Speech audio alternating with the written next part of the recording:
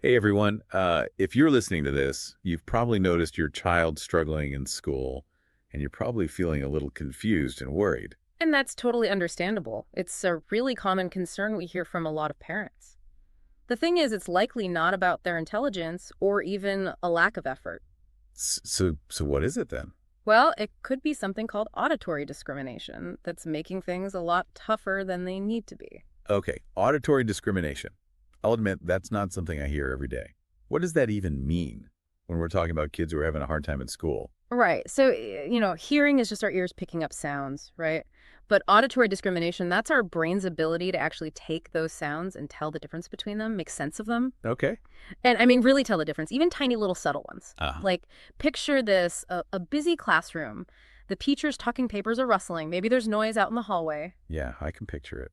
For a child who has trouble with auditory discrimination, it's like they're trying to listen to one conversation at a loud party. It's all just noise, and it's so hard to pick out the important sounds. So it's not that they're not hearing the teacher, it's that their brain's having a hard time figuring out what to focus on. You got it. Yeah. And this can show up in a lot of different ways. For example, they might mix up words that sound similar, like three and tree, Hmm. or they might have trouble following directions when there's more than one step. So it's not just like missing a word here or there. It sounds like it can really impact how they learn on a very basic level. Absolutely. It affects everything: reading, spelling, following directions, even understanding social cues.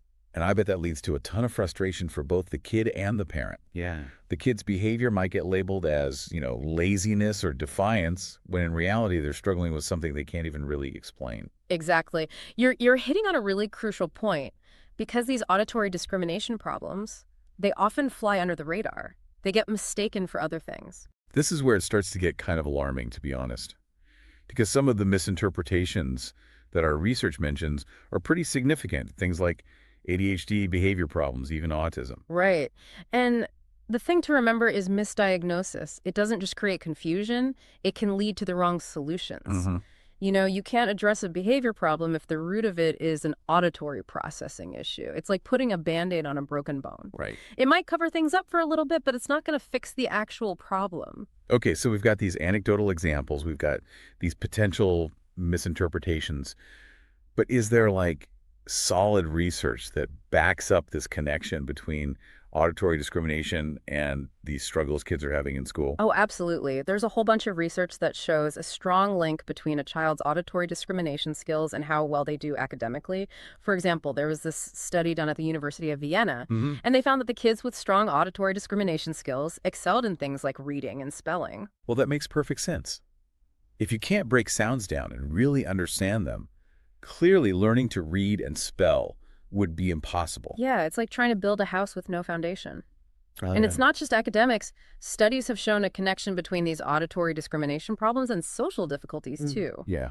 Like, think about a kid trying to follow a conversation in a noisy cafeteria or on the playground. It would be completely overwhelming for them. They might miss important social cues or mishear what other kids are saying and end up withdrawing from interactions altogether.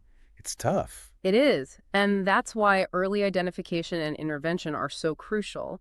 The good news is there are programs out there designed to address these challenges head on. That brings us to the Attentive Ear program, which seems to be getting a lot of buzz lately for its approach to improving auditory discrimination skills. The Attentive Ear program is really interesting because it doesn't just focus on auditory discrimination by itself. It actually targets a whole range of auditory processing skills that are essential for learning and communicating. Mm. It's kind of like a total workout for the brain, helping it get better at dealing with all kinds of auditory information. One of the things that really stood out to me was the emphasis on adaptable exercises, meaning it's not a one-size-fits-all approach. Right. Can you talk a little bit more about that? Yeah, so that adaptability is super important because it allows the program to be tailored to a child's individual learning style and pace. The Attentive Ear program recognizes that every child is unique and adjusts accordingly. It's like having a personalized tutor for their ears and brains. Exactly. And they also have this really cool technique called Echo Me. Okay, what's that? So Echo Me is specifically designed to boost a skill called auditory figure ground discrimination. It basically helps kids isolate and focus on specific sounds even when there's a lot of background noise going on. Okay. It works by having them practice repeating words and phrases, and you gradually increase the complexity and add in background distractions. So, for example, a child might start by repeating single words in a quiet room, Okay. and then work their way up to repeating sentences with the TV on in the background. So it's like training their brains to tune out distractions and zero in on what's important. Yeah. It's got to be crucial in so many situations. It is from the classroom to social gatherings, you name it. Yeah. It's about building up that auditory muscle so they can handle the complexities of the world around them. Another thing I appreciate about attentive ear is the focus on those time-tested methods like rhymes, storytelling, and songs. Yeah. It feels a lot more engaging and less clinical than some of the other programs I've seen. I agree. I think those traditional methods are effective for a reason. They get kids involved in a fun, natural way, so learning feels less like work and more like play. Right. And they're easy for parents to incorporate into everyday life, which I think is huge when you're trying to make lasting changes. Speaking of lasting changes, it's pretty clear that attentive ear goes beyond just tackling auditory discrimination. Yeah. It focuses on broader executive function skills, too, which are essential for success in pretty much every area of life. You're right. We're talking about things like attention, self-control, following directions, organization skills that help kids succeed, not just in school, but in life. And the best part is the program does all of this in a way that's fun and engaging for kids, Right. which is so important for keeping them motivated and making sure they stick with it. That makes a lot of sense. It's not just about fixing one specific problem. It's about giving them the tools they need to really thrive. Exactly. And that's one of the things that makes attentive ear so unique. It's not about just getting by, it's about thriving. Well, this has been incredibly eye-opening. It's amazing to think that something as seemingly simple as being able to differentiate sounds can have such a huge impact on a child's life. It really can. And the more we understand about auditory discrimination, the better equipped we are to support the kids who are struggling with this. We were just talking about how important it is for kids to develop this skill, but as you heard, it's not always easy to spot. That's true. And we touched on this a little bit earlier, but I want to kind of unpack these misinterpretations a bit more. You mentioned that sometimes these problems with auditory discrimination can be mistaken for other things like Mm. ADHD or even autism. Right. So what are the implications of that? Like, why does it matter so much if a kid gets misdiagnosed? Well, imagine a child who's constantly, mishearing instructions or just not understanding what's being said in class. Mm-hmm. It's easy to jump to the conclusion that they're not paying attention, or maybe even that they're acting out on purpose when it's really an auditory processing issue. That makes sense. Yeah. A teacher with a classroom full of kids probably doesn't have the time to figure out what's going on with every single one. Yeah. But those labels, like inattentive, disruptive, defiant, they can really have a lasting impact. Oh, absolutely.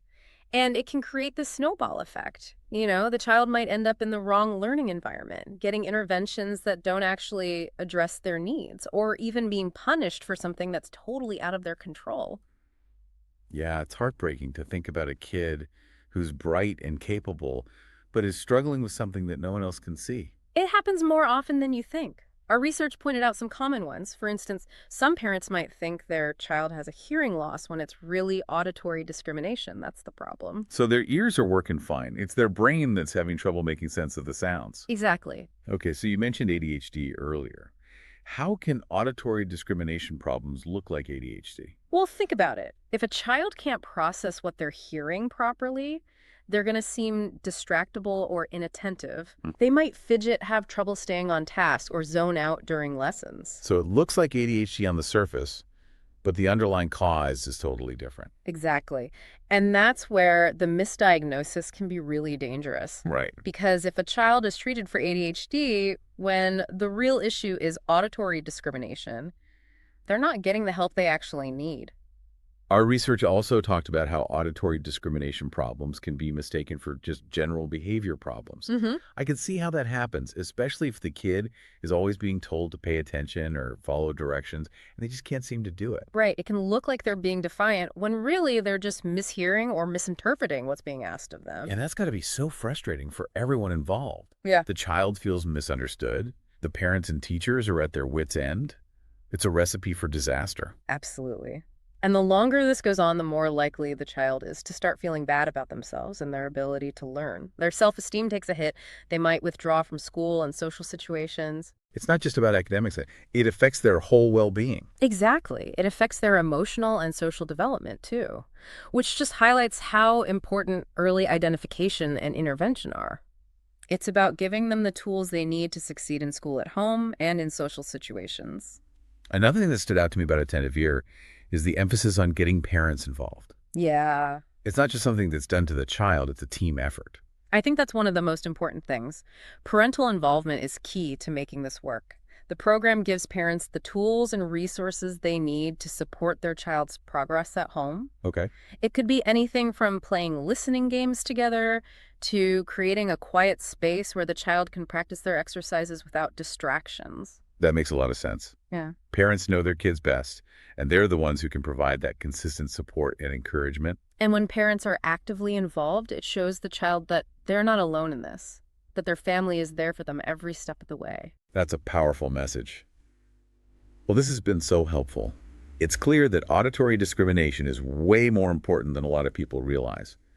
But luckily, there are programs like Attentive Ear that can make a real difference. That's right. And the sooner we address these challenges, the better. Early intervention is key to helping a child reach their full potential. You know, as we're going through all this stuff, I keep thinking about all those kids who are struggling in school and might be falling through the cracks. Yeah. And it's not that their teachers don't care, but with so many kids and everything else going on, it's easy to see how some of these challenges could get missed. Absolutely. Teachers are amazing and they work so hard, but they can't be experts in everything, especially something as complex as auditory processing. Our research mentioned how kids with these auditory discrimination problems sometimes get labeled as, inattentive or disruptive. Hmm. But as we've been talking about, it's not that they're not trying, it's that they're facing a real obstacle that makes it hard for them to keep up. Exactly. And that's why it's so important for parents to be proactive. If you see your child struggling, don't be afraid to reach out to their teacher, the school counselor, whoever can help. And the sooner the better, right? Mm. Early intervention is key. Absolutely. The research is crystal clear on that. The earlier you address these challenges, the better the outcome for the child. So let's talk about what parents can actually do at home to help. Okay. Our research actually had some really cool practical ideas and even some fun activities to help boost their auditory processing skills. Yeah, one of my favorites is called Sound Detective. It's super easy. You just blindfold your child and have them try to identify different sounds around the house. Oh, I like that. It could be anything, the hum of the refrigerator, the water running, the dog barking, whatever. That's a great idea. Yeah, It sounds like a game any kid would enjoy, whether they have auditory processing issues or not. exactly. It's fun, it's engaging, and it helps them pay closer attention to the sounds around them without even realizing it. I love it. What else? Another good one is practicing minimal pairs. These are words that only differ by one sound, like fan and van, or pat and bat. You can use flashcards or just write them down on paper, and then you can play games where the child has to figure out which word you're saying or match the words that sound alike. It's amazing how much you can do with simple things like flashcards and a little bit of creativity. Right, and it doesn't have to take a lot of time. You can easily fit these activities into your daily routine. Like while you're cooking dinner, you could ask your child to name all the kitchen sounds they hear. Oh, that's good. Or during car rides, you could play a rhyming game.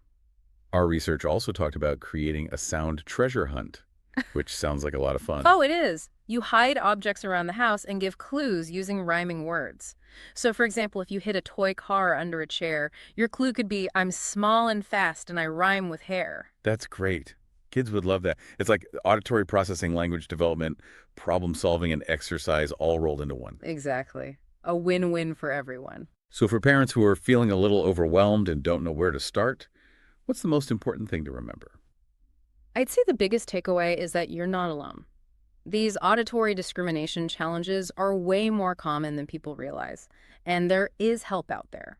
There are simple things you can do at home to help your child, and there are resources like the Attentive Ear program that can give you more structured guidance. We've covered a lot of ground in this deep dive, from what auditory discrimination is to how it can be misunderstood, to the research behind it and what parents can do to help. Yeah. It's been a really interesting journey. Yeah, my hope is that anyone listening to this feels empowered and encouraged. You are your child's biggest advocate, and the more you understand about auditory discrimination, the better equipped you'll be to support them. Well said. To all the parents out there who are dealing with these challenges, just know that you're not alone. There's help available, and there's absolutely hope for your child to thrive. Thanks for joining us for this deep dive into auditory discrimination. We'll be back soon with another fascinating topic.